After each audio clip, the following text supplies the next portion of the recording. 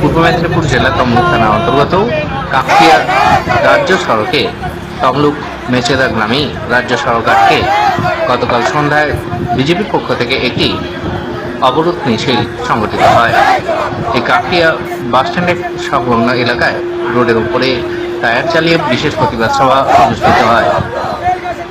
শুভেন্দু অধিকারীকে হাওড়া জেলা পুলিশের দ্বারা আহত হলে তার বিরুদ্ধে অবরোধের যে এই প্রতিবাদ সভা অনুষ্ঠিত হয় এবং রাস্তায় টায়ার চালিয়ে বিক্ষোভ প্রকাশ করতে থাকে বিজেপির কর্মী সমর্থকরা এবং নেতৃত্ববর্গেরা।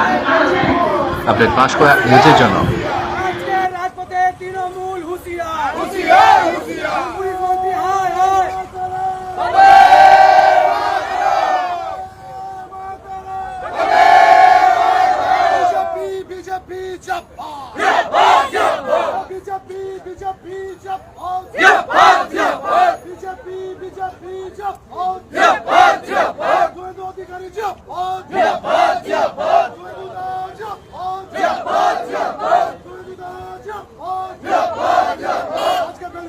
এই মুহূর্তে তমলুক থানার কাকটিয়া বাজার, সেই কাকটিয়া বাজারে বিজেপির অবরোধ বিক্ষোভ চলছে, যেটি হচ্ছে তমলুক থানার হলদিয়া মেচেদা রাজ্য সড়ক। সেই রাজ্য সড়কে কাকটিয়া বাজারে বিজেপির অবরোধ চলছে।